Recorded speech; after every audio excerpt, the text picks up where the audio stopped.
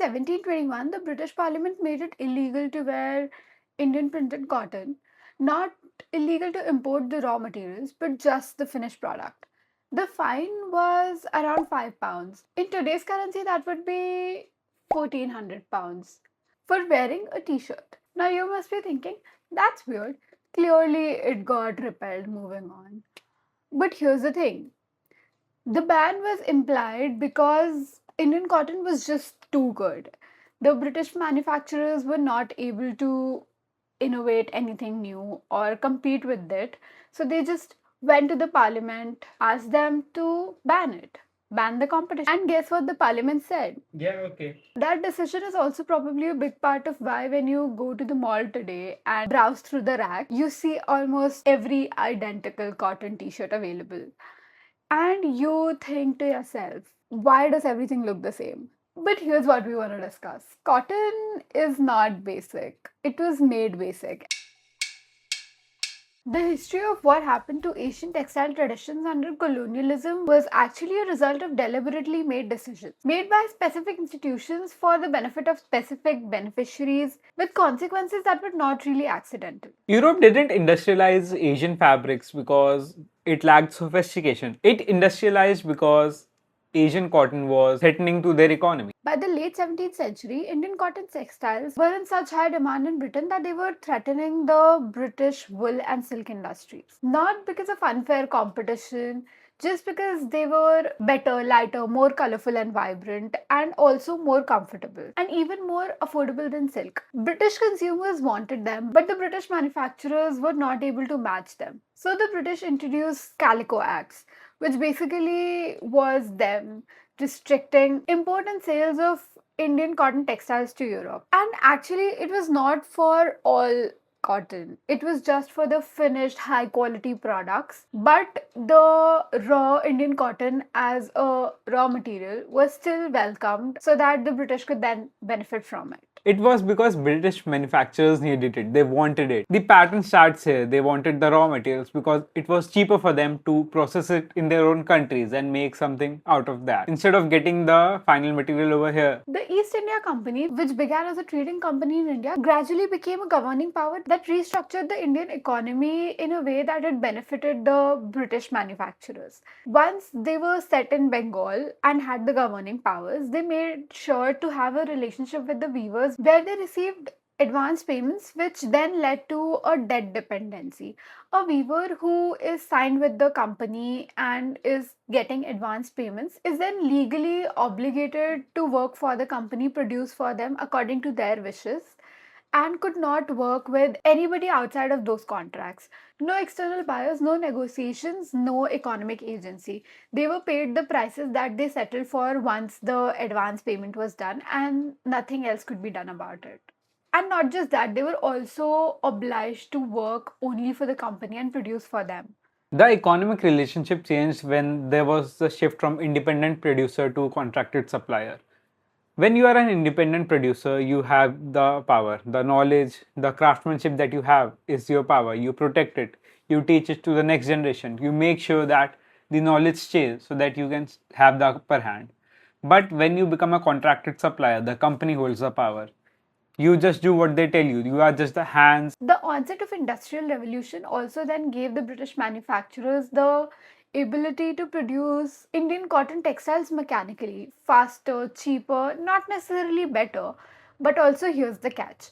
Once this happened, the policies changed in a manner that higher tariffs were applied to any exports that were done from India to Britain, and also any imports that were sent from India. But the same did not apply to the goods that came in from the British. But the British manufactured cotton that was coming into India was either very low tariff or almost no tariff. So now the Indian weavers faced a situation where their most sophisticated products were also taxed so high that the global market was then gravitating towards cheap machine-made alternatives of it, which essentially flooded the markets. And it just became extremely hard to keep up with the production or even to just compete. See, this is not the market working because Market doesn't automatically reward quality. What the market pushes is affordability, scale, and speed. There were policies and tariff structures made to protect one side and undercut the other. Policies that ensured legislative restriction of the superior product. So, India, which had been the largest exporter of cotton across the world, of finished products, was boiled down to be just a provider of raw cotton and raw materials to these British mills. Cotton left India unprocessed, went to Britain, came back as finished cloths, and was sold to the people in India at way lower prices than anything that the Indian weavers could create. But also, it lacked the skill that essentially came from all of the hand weaving and handwork that went into production of these garments.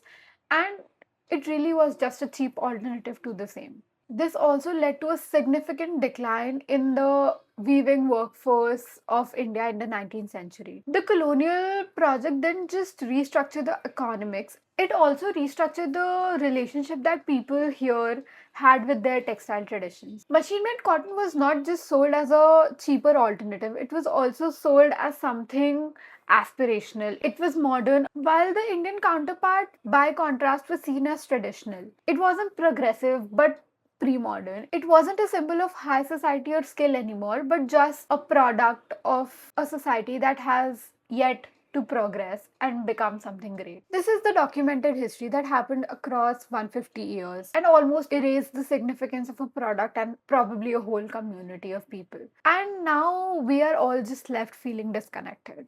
Industrialization removed knowledge from the production of cotton, and fast fashion took it one step forward and removed it from even the consumption of cotton.